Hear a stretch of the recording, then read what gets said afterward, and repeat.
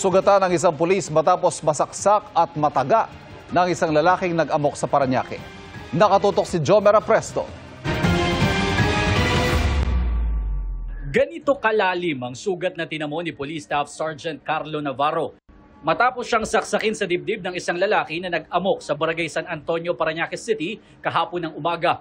Ilang pulgada lang ito mula sa kanyang puso. Ayon sa pulisya, nagpapatrolya sa kalapit na lugar ang biktima kasamang iba pa na makatanggap sila ng tawag mula sa barangay kaugnay sa pag-aamok ng sospek. So, maximum tolerance, hindi nila pinilit nilang pakiusapan, kaso nung nilapitan nila para isugdo, inuuntay niya talaga yung broken glass na hawak-hawak niya. Nagkaroon ng konting habulan hanggang sa mapunta sila sa kabilang creek naman. Doon naman na corner nila sa kabila, may hawak ng butcher knife.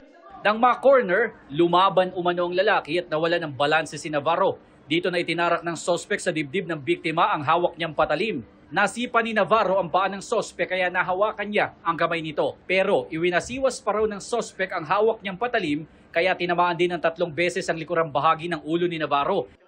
Agad din namang nahuli ang sospek habang isinugod sa ospital ang biktimang pulis. Nakauwi na siya ngayon pero hirap pa rin siyang kumilos dahil sa mga sugat na tinamo. Inisip ko yung mga bata kasi baka mamaya kumuha ng bata ron gawing hostage. Kaya minaigi ko na lang na yung focus niya ay mapunta sa akin. Pinuri naman ng Southern Police District ang ginawa ni Navarro. Sa isang pahayag, sinabi ng pamunuan ng SPD na ang nangyari ay halimbawa ng tunay na panganib na kinakaharap ng mga pulis sa araw-araw. Ayon naman sa suspect na si alias Arnold, problemado siya dahil 7 anak ang binubuhay niya. Aminado rin siya na gumagamit ng illegal na droga at sinabing nakuha niya ang patalim sa bahay ng kanyang tiyahin. Problema lang po sa pamilya. Napakos ng trabaho. Sa investigasyon ng pulisya, ilang beses nang nakulong ang suspect dahil sa iba't ibang kaso kabilang na ang murder. Maharap siya sa patong-patong na reklamo kabilang na ang illegal possession of bladed weapon, alarm and scandal at frustrated murder. Para sa GMA Integrated News, Jomer Apresto, nakatutok 24 oras.